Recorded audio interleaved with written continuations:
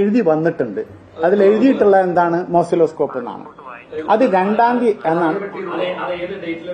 2-ാം തീയതി 2 ഓഗസ്റ്റ് 2-നാണ് അവിടെ എഴുതി ബില്ലിൽ വന്നിട്ടുള്ളത്. അപ്പൊ അതാണ് അത് ഒരു ക്ലിയർ ചെയ്യുക, അത്ര മാത്രമേ ഉള്ളൂ. ഇതിൽ വേറെ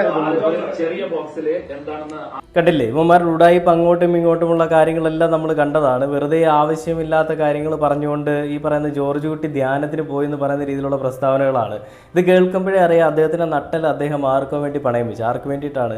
ആരോഗ്യ വകുപ്പിനും നമ്മുടെ ഇടതുപക്ഷ സർക്കാരിനും ഒക്കെ വേണ്ടിയിട്ട് തന്നെയായിരിക്കും നട്ടൽ പണയം വെച്ചത്, അല്ലാതെ വേറെ ഒന്നിനും അല്ല. ആണത്തം ഒരാളുടെ മുന്നിൽ പണയം വെക്കുക, അല്ലെങ്കിൽ അഭിമാനം ഒരാളുടെ മുന്നിൽ പണയം വെക്കുക എന്നൊക്കെ പറയുന്നത് എത്രത്തോളം ബുദ്ധിമുട്ടുണ്ടാകുന്ന, അല്ലെങ്കിൽ എത്രത്തോളം നാണമുള്ള, അല്ലെങ്കിൽ എത്രത്തോളം പുച്ഛം വരാൻ സാധ്യതയുള്ള കാര്യങ്ങളാണ് അല്ലേ. അങ്ങനെയുള്ളൊരു കാര്യമാണ് ഈ ഹോസ്പിറ്റൽ മാനേജ്മെൻറ്റിലുള്ള ആളുകൾ ചെയ്തിരിക്കുന്നത്. തൻ്റെ ആണത്തവും തൻ്റെ ഈ പറയുന്ന ധൈര്യവും എല്ലാം വേറൊരാളുടെ മുന്നിൽ അടിയറവ് വെച്ചിട്ട് അദ്ദേഹം വന്നിരുന്നിട്ട് ന്യായീകരിക്കുകയാണ്. ഡോക്ടർ ഹാരിസ്